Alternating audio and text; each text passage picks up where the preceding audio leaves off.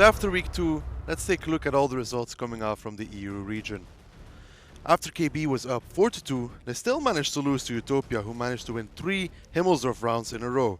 Kazna, on the other hand, easily managed to win versus Out of Range 5-2, but needed a tiebreaker to beat Oops.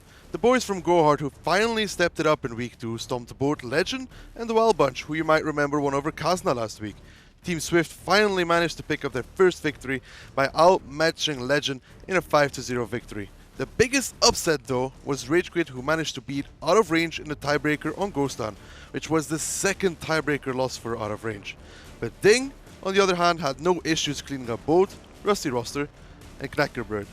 Now if we take a look at EU, we can see the standings coming out after week 2. Utopia and Ding currently share the number 1 spot with 11 points. Closely following though is Kazna Crew and Ragequit, who both have 8 points so far.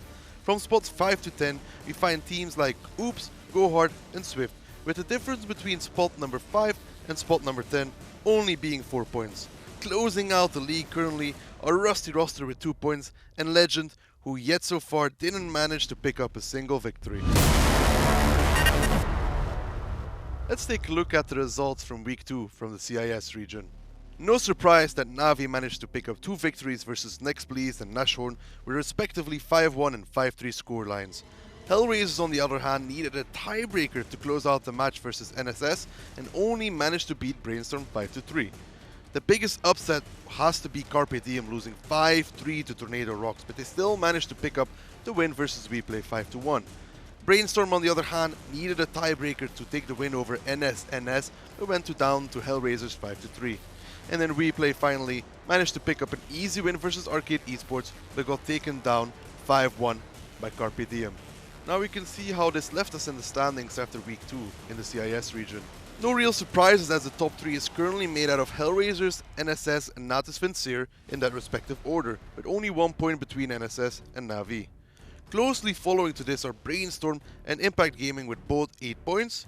The new team on the block, Carpe Diem, right below them, sitting on 7 points. On the bottom right now, we see Next Please and Arcade eSports with only 2 points, and they need to step it up coming into week 3. Let's take a look at all the results coming out from the NA region. A lot of stomps in the NA region. First up, Aquatic M60s took down 07 Gaming with a flawless victory 5-0. After which Deja Vu also took a clean victory over the boys from Gen, flying 5-0. A lot of upsets as well in the NA region, as rival Simple Tanker surprisingly went down 3-5 versus Cible de Truite. Former season finalist High Voltage went down 5-0 versus the new boys from High. And then the biggest upset so far in the season came from APAC's former Noble, who took down the current champions of Eclipse in a tiebreaker victory on Prokhorovka by securing the cap. Now we can see how this left us in the standings in the NA region.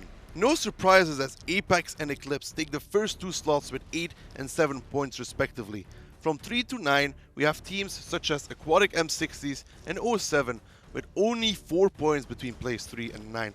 Closing out the league surprisingly though is High Voltage Cabalers, who were at the previous season finals, who haven't managed to pick up a single win so far and desperately need to step it up coming into week 3. Let's take a look at all the results coming out from the APAC region. Team Efficiency managed to take down Twist 5-0, and they also managed to clean sweep Run 5-0 as well. Horseman also took a clean win over Team Epic Gear, but needed a tiebreaker to defeat Dark Wolves. EL Gaming had no troubles as they took down Team Epic Gear, but also took down Dark Wolves, losing only a single round. Meltdown, on the other hand, needed a tiebreaker to take down B Gaming, but also Karen Tiger needed a tiebreaker to take down Gold Bass. Now we can see how this left us in the standings after week 2 for the APAC region. No surprises, as EL Gaming reign in the APAC region, only losing 2 rounds so far, now sitting on 12 points. The Coalition Zoo closely follows in spot number 2 with 9 points.